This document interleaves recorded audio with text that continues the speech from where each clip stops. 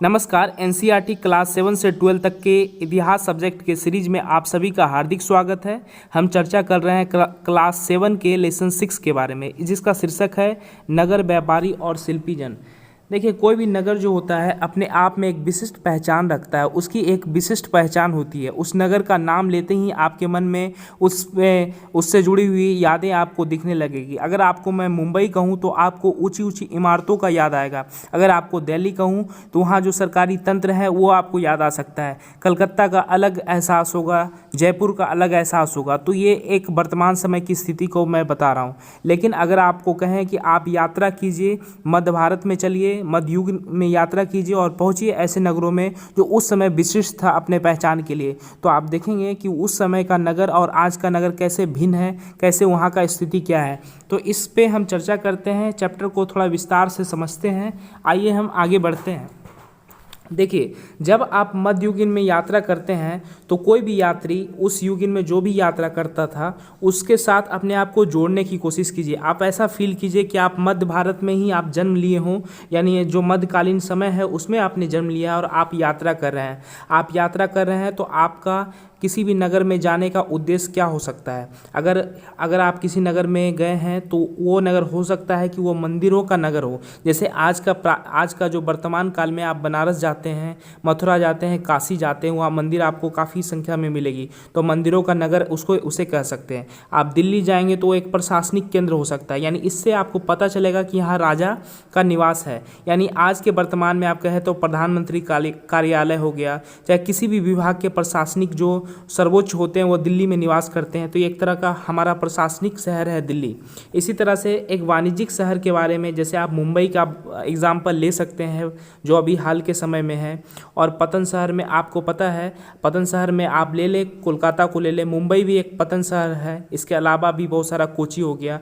जमपतन का अर्थ है जहाँ पे बंदरगाह वगैरह है, जहाँ से सूरत हो गया। ये एक बहुत ही महत्वपूर्ण एग्जाम्पल है। सूरत के बारे में कहा जाता है भारत की जब वाणिज्यिक राजधानी बम्बई नहीं थी, उसके पहले, वाणिज्यिक मैं बोल रहा हूँ, इसे ध्यान दीजिएगा, मतलब भारत में महा जो शहर है उसका दर्जा में अभी जो मुंबई है, मुंबई सर्वोच्च स्थान रखता है। और एक ज़माने में सूरत का अपना एक बड़ा महत्व होता था। जो भी विदेशों से व्यापार होते थे उसके 90% हिस्से सूरत से होकर ही गुजरते थे, जिसके वजह से अंग्रेज़ों हो, चाहे पुर्तगीज हो, डच हो, सभी ने सूरत में कहीं ना कहीं फैक्ट्रियों का अपना लोकार्पण किया था। सूरत में एक समय कहा जाता है कि 100 से ज़्यादा ही जो व्यापारिक जो जहाज़ें हैं वो लगी रहती थी बंदरगाह में। तो हम कह सकते हैं उसे एक पत्तनों का शहर था। इसी प्रकार से कई अलग अलग पहचान लिए हुए अपना अपना एक महत्वपूर्ण स्थान रखता है। तो एनसीईआरटी की शुरुआत यहाँ से होती है। इस चैप्टर का जैसा आपका तात्पर्य समझ में आ रहा है, ये भारत का जो प्राचीन नक्शा है, प्राचीन जो आप मैप है, उसे आप समझ सकते हैं और इसे आप देख सकते हैं कि उसका क्या क्या नाम है।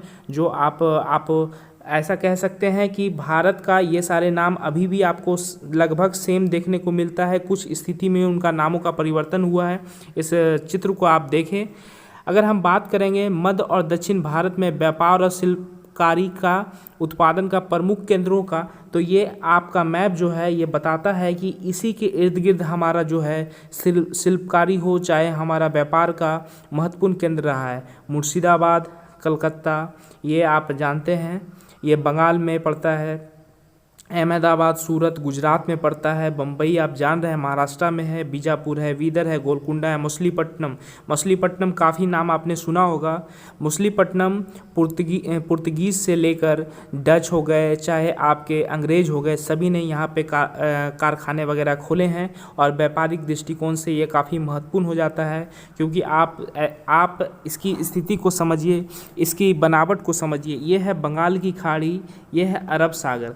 तो अरब सागर और बंगाल की खाड़ी एक ऐसा जगह है जहाँ से आसानी से मालों का आवागमन हो सकता था। एक देश से दूसरे देश में एक्सपोर्ट इंपोर्ट संभव था। तो अंग्रेज़ों हो, चाहे जो भी कंपनियां आए भारत में एक तरह से व्यापार करने के उद्देश्य से जो भी आई थी, वो अपना जो प्रथम फोकस था उनका वो बंदरगाह से जुड़े हुए थे। तो मछलीपट्टनम जो हो गया एक तरह से आप कह सकते हैं कि एक बंदरगाहों का शहर हो सकता है, जिसके वजह से वो सामानों का आदान प्रदान अच्छे से इधर के देशों में कर देते थे और अपना विकास करते थे। इसी तरह से अरब सागर के तरफ से भी उनका यही योगदान रहता था। आगे हम बढ़ते हैं और चर्चा करते हैं प्रशासनिक केंद्र के बारे में। देखिए, प्रशासनिक केंद्र के बारे में आपने पहले ही देख लिया है, चोल वंश के बारे में आपने पढ़ा है। अभी इसके पिछले वाले अध्याय में भी मैंने बताया था चोल वंश के बारे में। 1000 ईस्वी के आसपास का जो चोल वंश का जो भी डिटेल है उसको मैंने बताया था, उस वीडियो को एक बार देख लीजिए। तो आप अगर कल्पना करके आप चोल वंश में आप जाते हैं तो आप देखेंगे, आपके कल्पना में आपको ऐसा फील होगा कि चोल के राजाओं ने अपनी राजधानी कहाँ पे स्थापित की थी, तो तंजावुर में स्थापित की थी। चोल की राजधानी तंजावुर थी, जैसा कि वो 1000 वर्ष पहले थी कि यात्रा पर चले और समझें कि उस समय की स्थिति क्या रही होगी। तो आप देखेंगे कि उनका जो प्रशासनिक केंद्र है चोलों का तंजावुर, वो काफ़ी महत्वपूर्ण शहर था। और कावेरी नदी वहाँ पे, कावेरी नदी भारत की बहुत ही महत्वपूर्ण नदियों में से एक है। सालों भर 12 महीना यहाँ पे जल का प्रवाह होता है। भारत में बहुत सारी ऐसी नदियाँ हैं जिनका सालों भर जल प्रवाह होता है, जैसे गंगा हो गया, कावेरी है, ब्रह्मपुत्र है। बहुत सारी नदियाँ हैं जिसका सालों भर जल प्रवाह होता है, जल की कमी नहीं होती है। देखिए, एक इम्पॉर्टेंट है कि जो 12 माह चलने वाली कावेरी नदी है इस सुंदर नगर के पास बहती है। ये जो आपका शहर है तंजावुर, इसके पास जो बहने वाली नदी है वो कावेरी है। और राज चोल द्वारा निर्मित राजेश्वर मंदिर, देखिए सारे नाम के आगे राज लगा है। राज चोल ने राजेश्वर मंदिर को बनाया। और ये मंदिर की खासियत ऐसी है कि जैसे ही आप तंजावुर जाएंगे तो आपको मंदिर की घंटियां बजती हुई सुनाई देगी।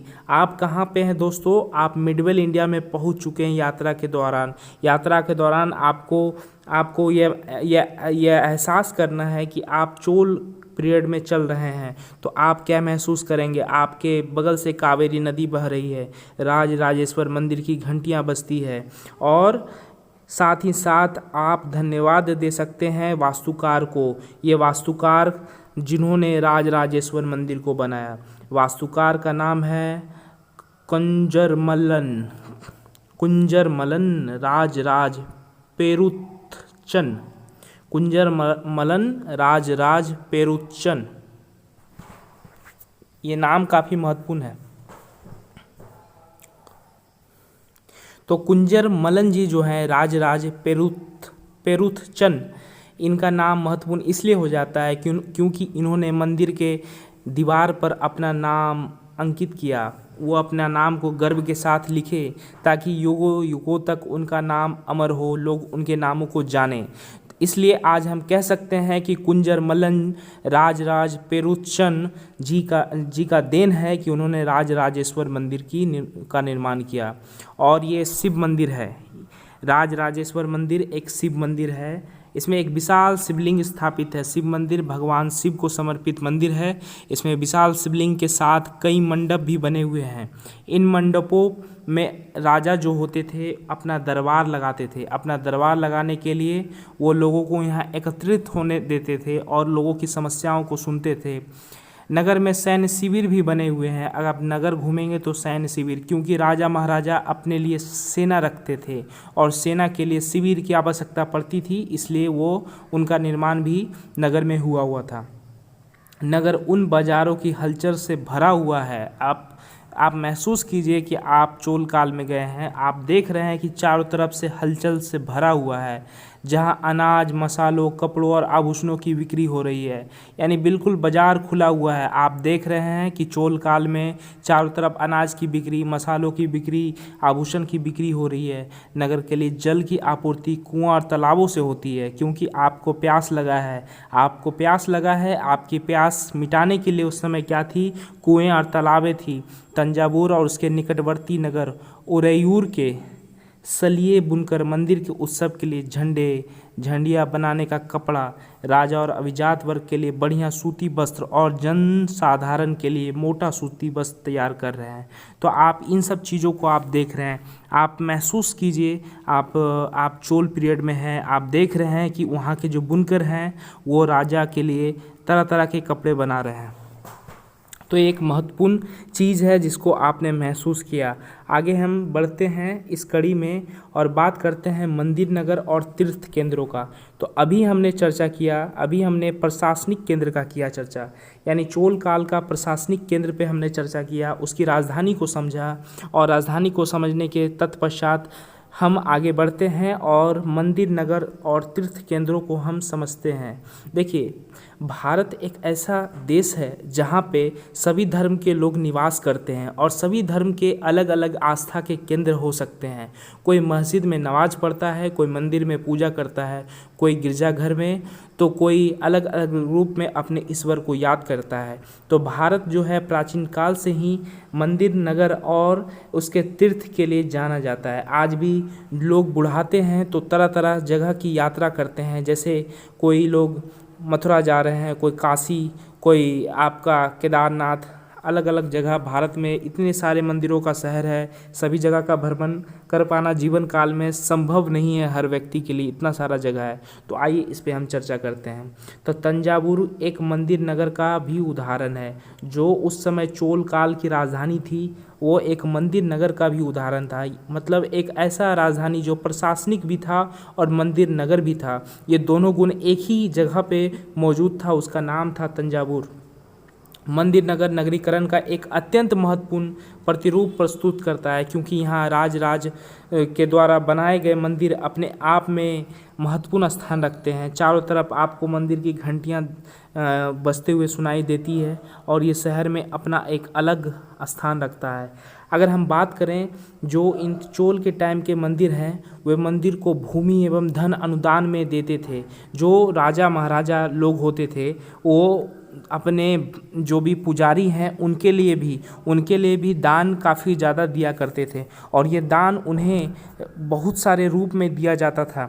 अगर वहाँ पे कोई दर्शन के लिए जा रहे हैं तो वो भी अपना दान प्रस्तुत करते थे। आज भी यह प्रचलन भारत में देखा जाता है। अगर आप मंदिर में जाते हैं तो वहाँ पे दान पेटी होता है, तो दान पेटी में दान स्वरूप आप कुछ अमाउंट डालते हैं, साथ ही साथ अन्न भी दान करते हैं। तो आज ये प्रचलन देखने को मिलता है। नेक्स्ट जो आगे बढ़ते हैं, देखिए ये मूर्ति को अच्छे से देखिए। ये जो मूर्ति दिखाया जा रहा है ये एक्चुअली में कृष्ण भगवान है, कृष्ण भगवान। और ये जो नाक पे उन्होंने नाक को अपने काबू में रखा है उसके बारे में ये चर्चा की जा रही है। ये मूर्ति जो है ये अपने आप में एक महत्वपूर्ण है, क्योंकि जब आपको पता है कि ये मूर्ति बनी हुई है कांसा की। कांसा एक मिश्र धातु है।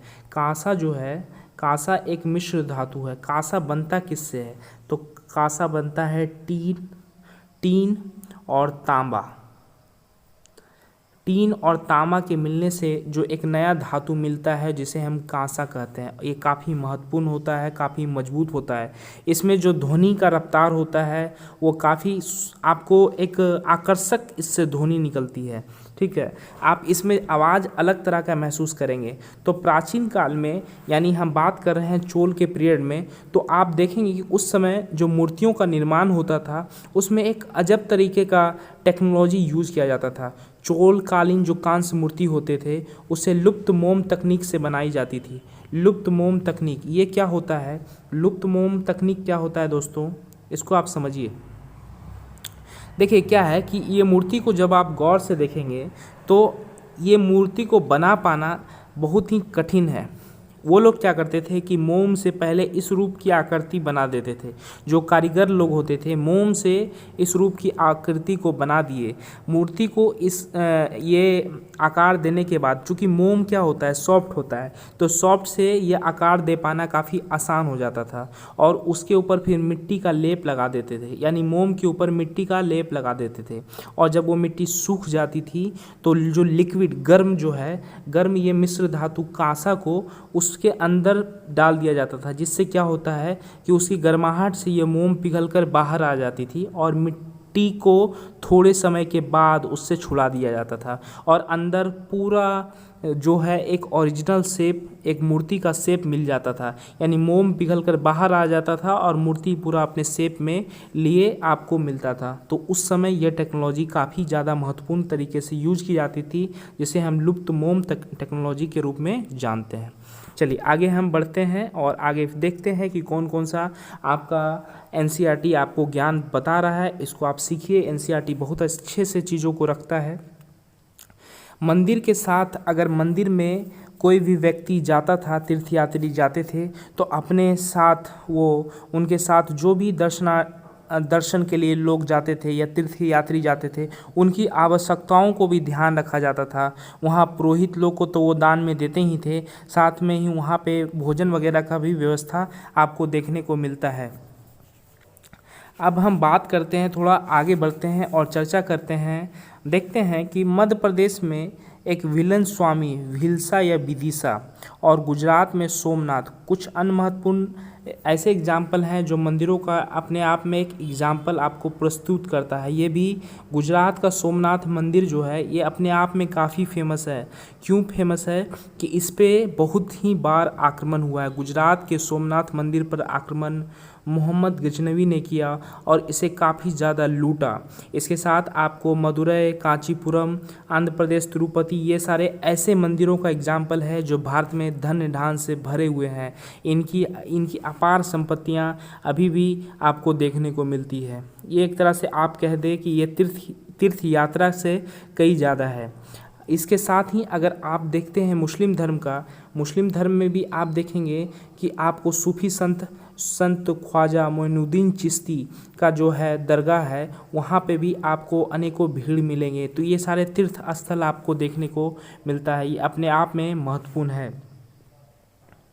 राजस्थान वगैरह में भी पुष्कर सरोवर है, वो भी यात्रा के दृष्टिकोण से काफ़ी प्राचीन है। प्राचीन काल से ही तीर्थयात्री वहाँ पे आते हैं और अपने को तृप्त महसूस करते हैं। तो ये एक इम्पॉर्टेंट है।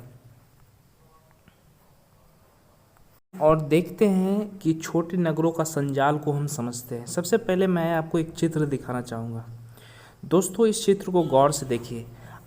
आप देखेंगे 1000 ईस्वी के आसपास का समय जो आप ये देख रहे हैं, ये जो मंडी होता था, किसी भी ऐसे प्रशासनिक शहर हो या ऐसा शहर जो अपना डेवलपमेंट के लिए काफ़ी ज़्यादा आगे था, आसपास के गांव से आगे था, यहाँ पे लोग आते थे, यहाँ पे लोग आके अपना व्यापार करते थे। किस रूप में करते थे? कुछ लोग तो यहाँ बस जाते थे, बस के अपना छोटा मोटा रोजगार करते थे, और कुछ लोग यहाँ बाहर से गाँव से आके अपना बेच बाच के शाम तक वापस चले जाते थे। तो ये पद्धति आज भी आपको भारत के काफ़ी ज़्यादा जो ऐसा शहर है देखने को, छोटा मोटा शहर है देखने को मिल जाएगा। तो इसमें दो बातों को आपको इम्पोर्टेंट आपको याद रखना है। मंडी जिसे आज के डेट में कहते हैं, एक्चुअली एक मंडीपिका है, एक मंडपिका ही आगे चल के मंडी कहलाने लगा। ठीक है, मंडपिका का मतलब क्या होता है कि छोटा मोटा नगरों का संजाल जो अपने आप में बड़े बड़े गाँव से हुआ था, यानी बड़े बड़े गांव मिलके एक छोटा मोटा जो मंडपिका बन गए, यानी छोटा मोटा गांव मिलके एक बड़ा गांव निर्माण करता है। उसी तरह से बड़े बड़े गांव मिलके एक मंडपिका यानी एक छोटा सा शहर का निर्माण किया, जिसे हम बाद में आजकल मंडी कहते हैं। यानी मंडी में क्या है, मंडी में तरह तरह की चीज़ें मिलती है और इसमें दुकानें जो लगती है, हो सकता है कि दुकानें तरह तरह को आपको देखने को मिलेगी। जैसे कहीं पे कुम्हार का दुकान हो गया, कहीं तेलियों का, कहीं शक्कर वाला, ताड़ी वाले, सुनारों का, लोहारों का, हर तरह का, जैसे जिसकी जो आवश्यकता है वो वस्तु यहाँ पे मौजूद है। और इन्हें हट कहा जाता था। बाद में इसी हट से बन के एक हाट वर्ड आ गया। जो आप हाट आज के डेट में जाते हैं सब्जी वगैरह लाने के लिए, वो एक हाट रहता है। तो आप ये मंडी जो देखते हैं, ये मंडी हट से हाट बन गया, और जिसे पहले मंडपिका कहा जाता था उससे ये मंडी बन गया। तो ये आपका प्राचीन, एक तरह से मध्यकालीन भारत का एक महत्वपूर्ण चीज़ें हैं जो आम तौर पे ट्रांसफॉर्म होके आज का रूप ले लिया है। और यह प्रशासनिक केंद्र, मंदिर का नगर आज भी उसी रूप में बना हुआ है, भारत में महत्वपूर्ण स्थान रखता है। आम तौर पर अगर आप देखते हैं तो इन मंडियों में जो एक ऐसे ज़मींदार होते थे जो यहाँ बस गए, बसने के बाद वो आसपास अपना महल वगैरह बना लेते थे, और महल बनाने के बाद वो इन मंडियों से टैक्स वगैरह वसूला करते थे, कर वसूला करते थे। और ये टैक्स वसूलने का अधिकार वो ऐसे लोगों को दे रखे थे जो मंदिरों में निवास करते हैं, यानी वो मंदिर जिसका निर्माण ये राजा या जमींदार लोग खुद कराते थे, और उसे जो पुजारी वर्ग के लोग थे या धनाढ़ व्यक्ति थे उनके द्वारा टैक्स लिया जाता था। और ये अलग अलग तरह का टैक्स आपको देखने को, जो कर देखने को मिलता है। अगर आप बात करें राजस्थान वगैरह का, इसमें चर्चा किया गया है, जहाँ शक्कर, गुड़, रंग, धागा, रुई, जो भी मतलब मंडी में व्यक्ति आ रहे हैं, चाहे वो लकड़ी पर नक्काशी करता हुआ कारीगर, ये लकड़ी का सामान जो बेचता था, ये भी टैक्स वगैरह, कर वगैरह देता था। तो ये एक रूप में आप देख सकते।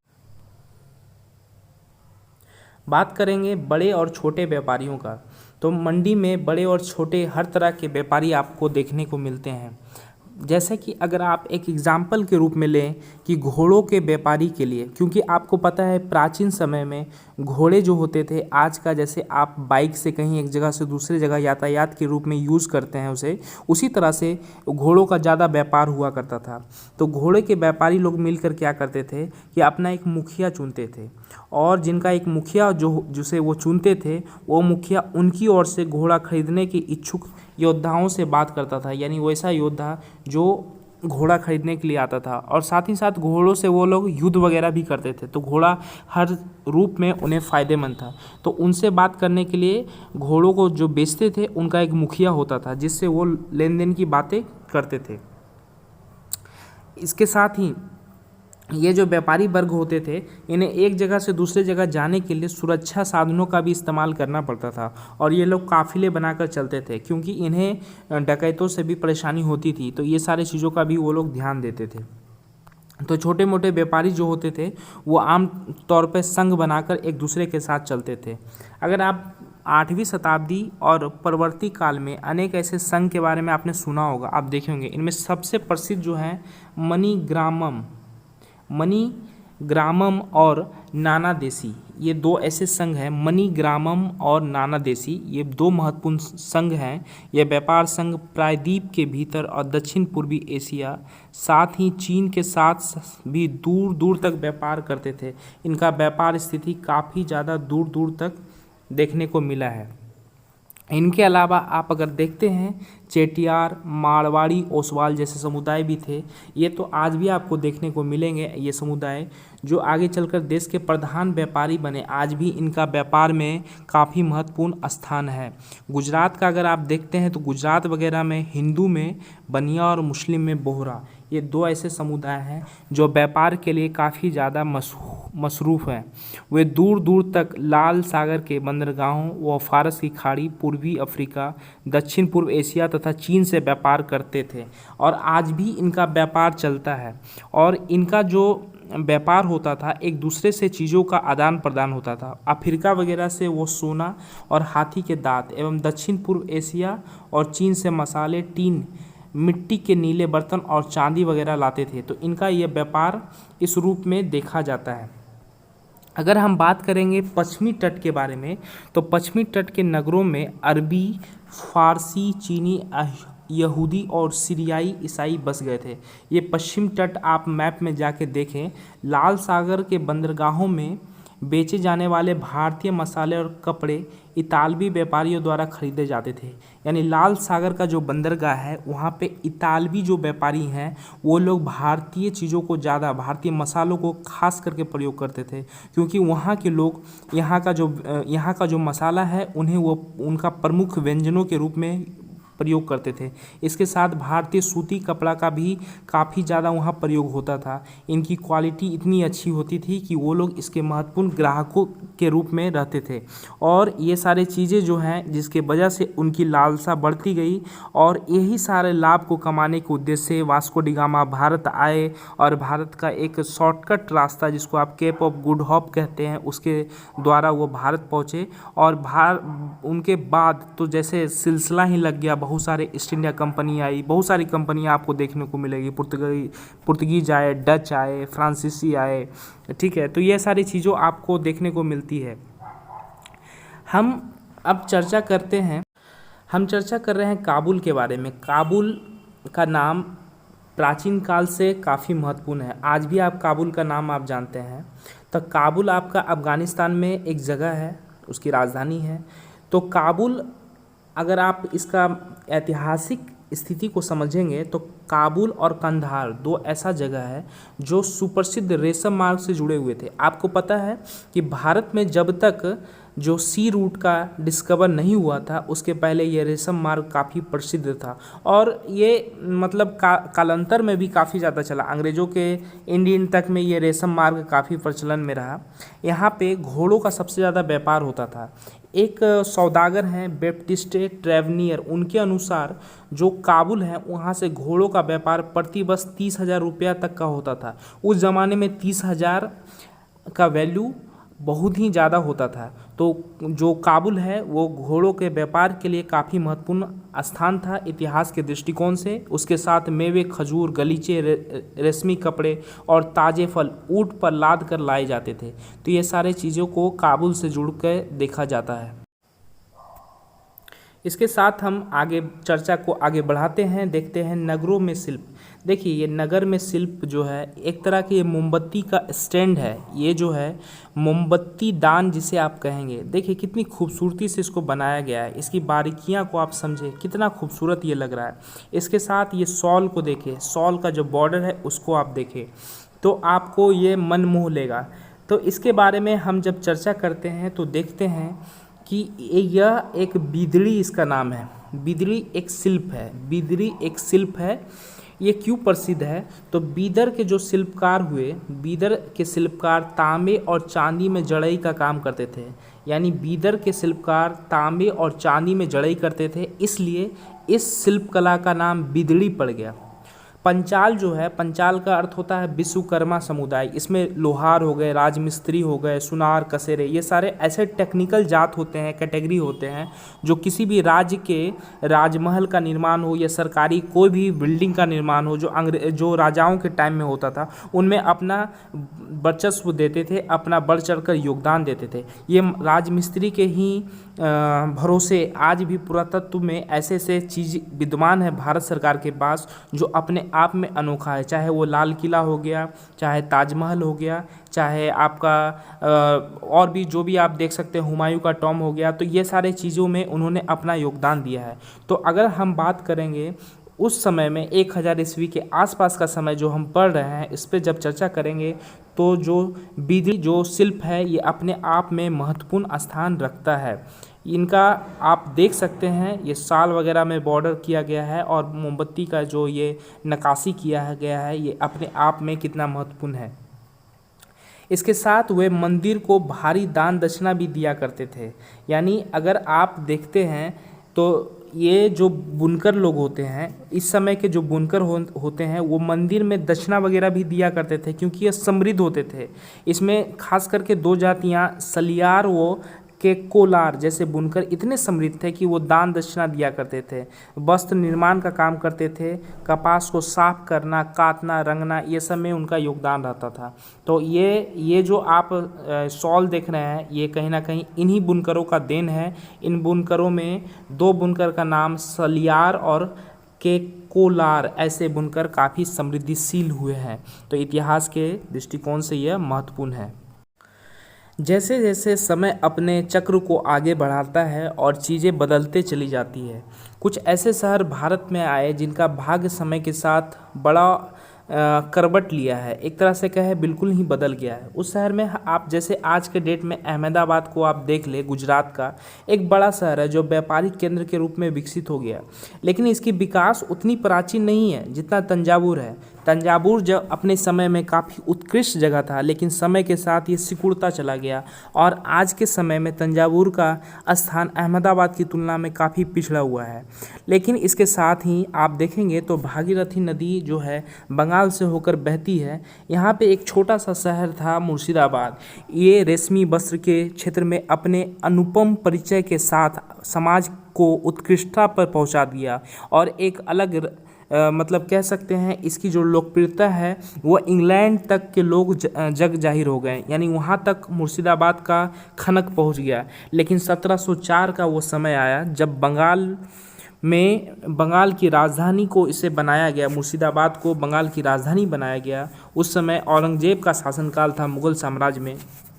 लेकिन इसके साथ जब परिवेश चेंज हुए, जब इंग्लैंड में मिलों का निर्माण हुआ, सस्ते कपड़े बनने लगे, टेक्नोलॉजिकल का ज़्यादा से ज़्यादा प्रयोग किया गया और मिलों से कपड़ों का निर्माण होने लगा, तो यहाँ का जो रेशम जो टेक्नोलॉजी था वो काफ़ी ज़्यादा डाउनग्रेड हो गया और यहाँ का सितारा गर्दिश में चला गया, जिसके वजह से मुर्शिदाबाद का वो नाम फिर से धूलमिल सा हो गया जो उन्होंने कपड़े के क्षेत्रों में कमाया था।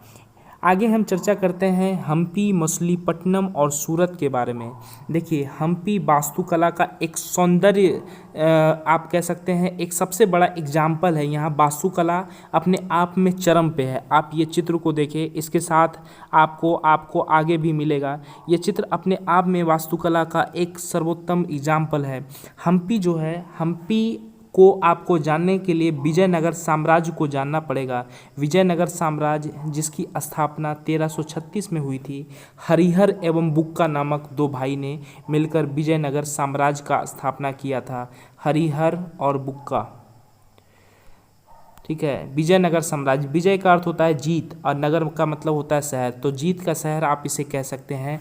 वहाँ पे हम्पी जो है, उनकी जो शहर थी हम्पी, ये कृष्णा और तुंगभद्रा नदी की घाटी में स्थित थी।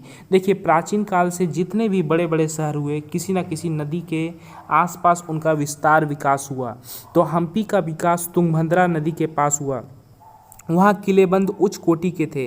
किले की जो दीवारें हैं वो गारे और चूने से बनी हुई थी और मसाले वगैरह काफ़ी अच्छे उत्कृष्ट रूप में प्रयोग किए गए थे। शिलाखंडों को आपस में इस तरह से जोड़ा गया था ताकि उसका जो मजबूती है सालों साल बरकरार रहे। देखिए, किलाबंद का नगर का अगर चर्चा करते हैं तो पुर्तगाली यात्री थे जिनका नाम है डोमिंगो। डोमिंगो साहब का कहना है कि जो आपका हम्पी नगर था वो इतना ज़्यादा मजबूत था कि गोवा से जो लोग आते थे उस नगर में जब अपना कदम रखते थे तो उनका जो मुख्य द्वार था वो इतना मजबूती से बना हुआ था कि उसे देखने लायक था। उसे किसी भी बाह्य ताकत हिला नहीं सकती थी, इस रूप में उसकी मजबूती थी। और हम्पी जो है अपने आप में एक ऐसा शहर है जहाँ पे अगर आप देखेंगे कि वहाँ की जो मैक्सिमम जो ज़्यादा से ज़्यादा आपका जो भी भवनें हैं, शाही भवन, उसमें भव्य मेहराब और गुंबद थे। ये दर्शाता है कि वहाँ अनुपम रूप में वास्तुकला का प्रयोग किया गया है। साथ ही साथ कमल और टोडों की आकृति वाले मूर्तिकला के नमूने भी थे। ये सारे चीज़ें वहाँ देखने को मिलती है। ये आपको चित्र याद होगा, आपने अक्सर ये चित्र को देखा होगा। ये एक्चुअली में क्या है, ये है हम्पी के विट्ठल मंदिर के पत्थर का बना हुआ रथ। ये जो रथ जो देख रहे हैं, रथ का ये चक्का जो देख रहे हैं, ये पत्थर का बना हुआ है। ये विट्ठल मंदिर का रथ है, हम्पी के विट्ठल मंदिर का बना हुआ है। इसके साथ साथ मंदिर में अक्सर आप देखेंगे कि शिव जी का प्रतिमा और अनेक राजाओं के और साथ ही साथ उनके देव प्रतिमा वगैरह विशाल कक्ष में स्थापित हुआ रहता था। इसके साथ महानवमी का एक पर्व मनाया जाता था। महानवमी का पर्व जो है दक्षिण, आज नवरात्रि जिसे आप कहते हैं, वो पर्व हम्पी में काफ़ी धूमधाम से लोग मनाते थे।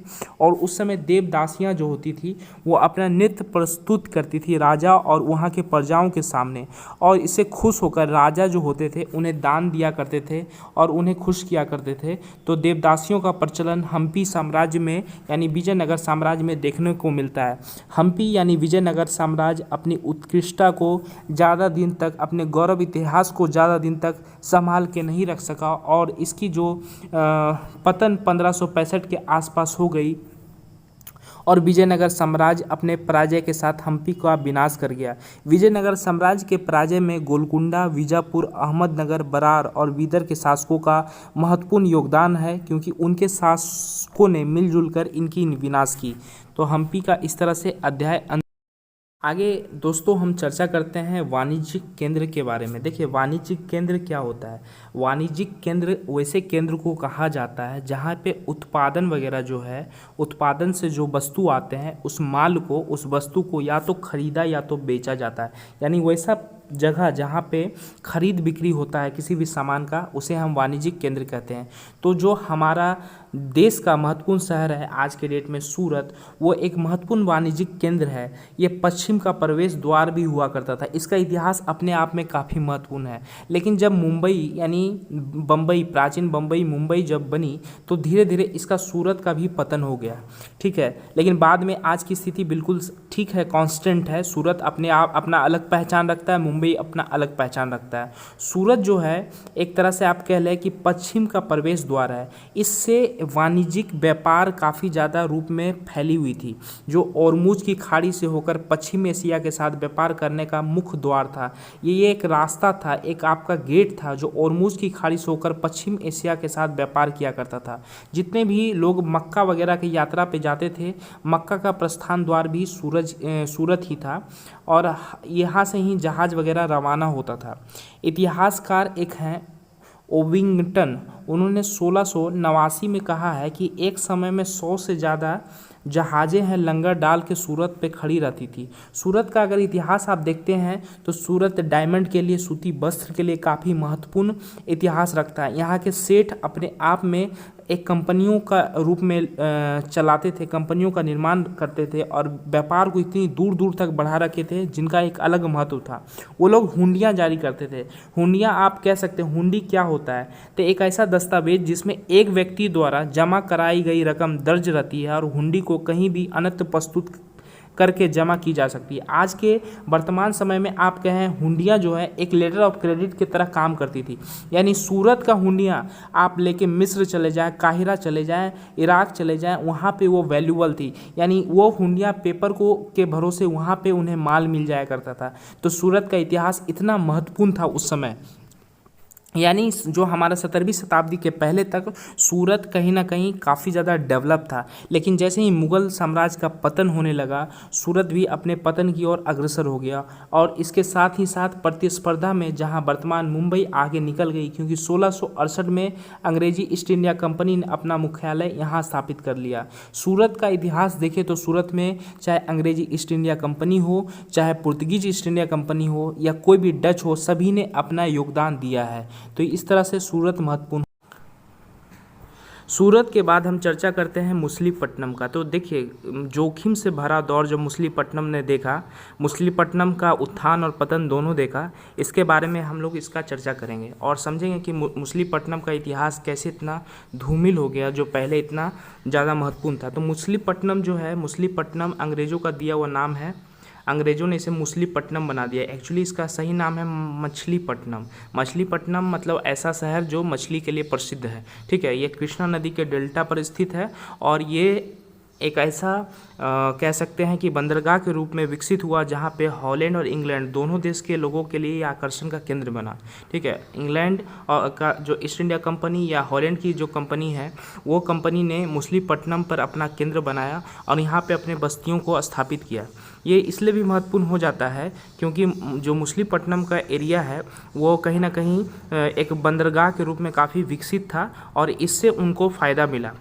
अब देखते हैं यहाँ पे एक मछुआरों के बारे में कहा जा रहा है, यानी मछलीपट्टनम के बारे में बता रहा है। एक व्यक्ति हैं, गुमास्ते के पोस्ट पे हैं। गुमास्ते का अर्थ होता है यूरोपीय जो ट्रेडिंग कंपनियाँ हैं, ईस्ट इंडिया कंपनी, उसमें जो यूरोपीय ट्रेडिंग कंपनी की व्यापारिक गतिविधियों के प्रभारी अधिकारी होते हैं, उसे गुमास्ता कहा जाता है। तो वो कह रहे हैं कि मछलीपट्टनम एक ऐसा जो शहर था जहाँ पे छोटा मोटा रूप से वो डेवलप था, बहुत कम डेवलपमेंट था, वहाँ पे पीने का पानी नहीं था, छोटा सा नगर था, है ना, बिना बसा हुआ, कोई भी स्ट्रक्चर रूप में नहीं था, कोई भी चारों तरफ से चारदीवारी नहीं थी। व्यापारी लोग यहाँ जब आना चालू किए, ईस्ट इंडिया कंपनी आए, जब हॉलैंड निवासी यहाँ पे आए तो उन्होंने इसका विकास किया और बाद में इसको अपना एक विशिष्ट पहचान दिया। तो ये मछलीपट्टनम के बारे में उन्होंने कहा है। साथ ही साथ आपको बता दें कि गोलकुंडा एक राज्य है। गोलकुंडा राज्य के अंतर्गत जो कुतुबशाही शासक जो होते हैं ने अन्य चीज़ों जैसे कपड़े, मसाले और अन्य चीज़ों की बिक्री पर शाही एकाधिकार लागू कर दिया। यानी ऐसे चीज़ जो मसाले, चाहे कपड़े या कोई भी तरह का एक्सपोर्ट हो रहा है, उस पर जो टैक्स मिलता था वो गोलकुंडे के शासक को मिलता था।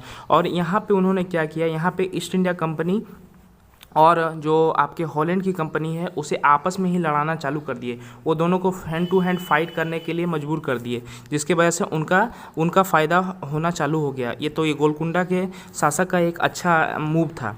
बात करते हैं बाद में, तो बाद में इसको औरंगजेब ने मुग़लों में इसे मिला लिया। 1686-87 में मुग़लों में जो मछलीपट्टनम है वो शामिल हो गया। इसके बाद यहाँ पे अंग्रेज़ों के लिए कोई ख़ास ज़्यादा ऑप्शन नहीं रह जाता है, वो मुग़ल के अधीन ही यहाँ पे कार्य किए। लेकिन जब इसका विनाश की ओर बढ़ते हैं, यानी मछलीपट्टनम का अंत के बारे में हम चर्चा करेंगे, तो वर्तमान में इसके जो एक एग्जाम्पल के रूप में, जैसे मुंबई, कोलकाता और चेन्नई जो वर्तमान रूप में काफ़ी डेवलप जगह है, इन्होंने स्थान ले लिया। यानी मछलीपट्टनम से वो जो भी व्यापार वगैरह करते थे, आंध्र के इलाके में मछलीपट्टनम आता है, तो उसको कहीं ना कहीं इन्होंने शिफ्ट कर दिया मुंबई, कोलकाता और चेन्नई। तो इंग्लैंड के निवासी, हॉलैंड के निवासी ये सब जगह को ज़्यादा प्रीफर दिए, और इसके साथ ही मछलीपट्टनम जो है अधपतन में चला गया। आज अगर हम देखेंगे तो मछलीपट्टनम का इतिहास कुछ खास नहीं है। आज कोई खास बड़ा शहर में से मछलीपट्टनम का दौर नहीं देखा जाता है। आगे हम बढ़ते हैं और देखते हैं कि 16वीं और 17वीं शताब्दी है उसमें नगर वगैरह का कैसे विस्थापन हुआ। कैसे आज के डेट में आप मुंबई को एक बड़ा महानगर समझते हैं, कलकत्ता को एक बड़ा महानगर समझते हैं, मद्रास को एक महानगर समझते हैं बड़ा। तो इनका उदय का इतिहास भी इनके ऊपर है। पहले अगर देखें तो बहुत सारे ऐसे राज्य रहे हैं जो आज के समय में उतना उत्कृष्ट नहीं है। पहले बहुत सारे ऐसे शहर हुए जो अपने आप चरम पे थे, लेकिन आज वो धरातल पे हैं। तो ये सारी चीज़ें हैं। तो नए नगर और व्यापारियों का यहाँ पे 16वीं और 17वीं शताब्दी में यूरोप के देश जो भी देश थे, उनमें से जो इंग्लैंड निवासी या हॉलैंड निवासी या फ्रांसीसी, ये अपने वाणिज्य गतिविधियों का विस्तार करना चाहते थे। ये चाहते थे कि अपना जो व्यापार है उसका विस्तार कैसे है पूरे एशिया महाद्वीप देश में फैले, और इसके लिए उन्होंने अपनी अपनी ईस्ट इंडिया कंपनी वगैरह का स्थापना किया। और ये ईस्ट इंडिया कंपनी भारत में भी आई। भारत में शुरुआत में तो हमारे बहुत सारे बिजनेसमैन जो भारतीय थे, जो प्राचीन काल में, इनमें सबसे ज़्यादा नाम मुल्ला अब्दुल गफूर और दूसरा विरजी बोरा का आता है। इन्होंने इनका सामना किया क्योंकि इनके पास पहले से जहाज़ें वगैरह मौजूद था, तो इन्होंने इनका सामना किया। लेकिन ईस्ट इंडिया कंपनी बड़ी मात्रा में अपने साथ न्यू टेक्नोलॉजी लेके आई, जिसका ये मुकाबला उतनी संख्या में नहीं कर पाए। ये यूरोपियन कंपनी अपनी नौ शक्ति के प्रयोग पे एक छत्र राज्य स्थापित करने में कामयाब हो गए, और उपमहाद्वीप जो भारतीय उपमहाद्वीप है उसमें सफल वाणिज्यिक और राजनीतिक शक्ति के रूप में उभर कर सामने आए। भारतीय उपमहाद्वीप से तात्पर्य है, आप भारतीय उपमहाद्वीप में पाकिस्तान को ले सकते हैं, भारत है, बांग्लादेश है, और आपका जो पड़ोसी का नेपाल है। ये सब जो भी मतलब जो एक भूखंड में स्थापित है, ये सब राज्य हैं जो अभी प्रेजेंट रूप में आप देखते हैं। तो ये जो प्राचीन काल में जो जब इन्होंने ये आए, 16वीं 17वीं शताब्दी की बात मैं कर रहा हूँ, तो उस समय उन्होंने अपना बिजनेस को काफ़ी ज़्यादा विस्तार प्रदान किया, और अलग तरह का रंग रूप डिजाइन वगैरह का उन्होंने भारतीय कला को देखा और समझा। और यहाँ पे जो लो कॉस्ट में जो मजदूर वगैरह अवेलेबल थे, उनका इन्होंने भरपूर फ़ायदा उठा के बहुत सारे अमाउंट में इन्होंने प्रॉफिट कमाया है। अगर हम बात करें कि वस्त्रों की, जो वस्त्र हैं वगैरह हैं, जो भारतीय वस्त्र हैं, तो वस्तुओं की मांग में तेज़ी आ गई। मतलब भारत की बनी हुई जो वस्तुएं हैं वो यूरोप के बाज़ार में काफ़ी तेज़ी से लोग उसे पसंद करने लगे, और जिससे क्या हुआ, यहाँ पे कताई, बुनाई, धुनाई, रंगीन आदि का धंधा बहुत ज़्यादा मात्रा में फैल गया, और बहुत सारे लोग इसको अपना लिए, अधिकाधिक लोग इसको करने लगे। और यहाँ भारतीय वस्त्र के रूप, रंग, डिजाइन का इतना ज़्यादा वहाँ विदेशों में इसका कहीं ना कहीं बोली लगने लगा कि लोग इसके लिए काफ़ी ज़्यादा पैसा वगैरह दिया करते थे। तो ये जो ईस्ट इंडिया कंपनी वगैरह जो है, ये इसका फ़ायदा, नाजायज़ फ़ायदा उठाती थी। यहाँ सस्ते दाम पे यहाँ से सामान लेके जाके वहाँ पे महंगे दामों पे बेचा करती थी, इनका शोषण करती थी ये। और यहाँ पे क्या है कि बड़े बड़े शहर जो बनकर सामने आए 18वीं शताब्दी में, जैसे हम बात करते हैं कलकत्ता, मद्रास, और आप मुंबई वगैरह का जो आप चर्चा कर सकते हैं, सूरत हो गया, उसके बाद भी बड़े बड़े शहर हैं, अहमदाबाद, ये सब शहर में क्या होता था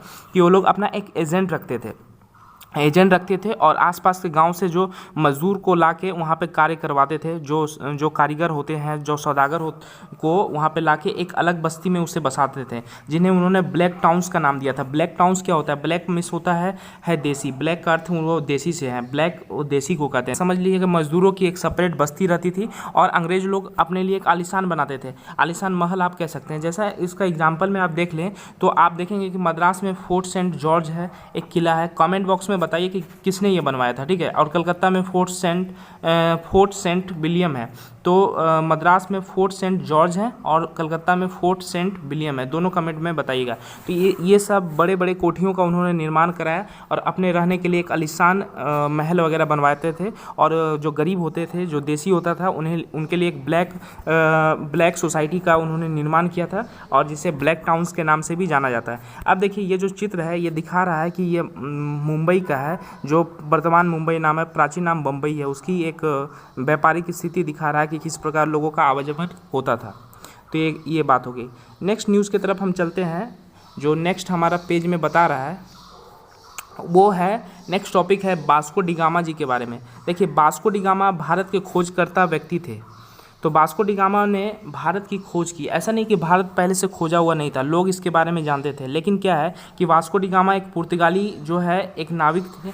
वो अटलांटिक महासागर के साथ यात्रा करते हुए केप ऑफ गुड होप, एक खास जगह है केप ऑफ गुड होप, इसके साथ निकलते हुए, मतलब एक जगह है, वहाँ से निकलते हुए हिंद महासागर को इन्होंने पार किया और भारत पहुँचे 1498 में। 1498 में भारत पहुँचे और भारत के किस शहर में पहुँचे, तो भारत के उन्होंने कालीकट में अपना पहला जो है अपना कूच किया, वह पहुँचे जेमोरिन के शासनकाल में।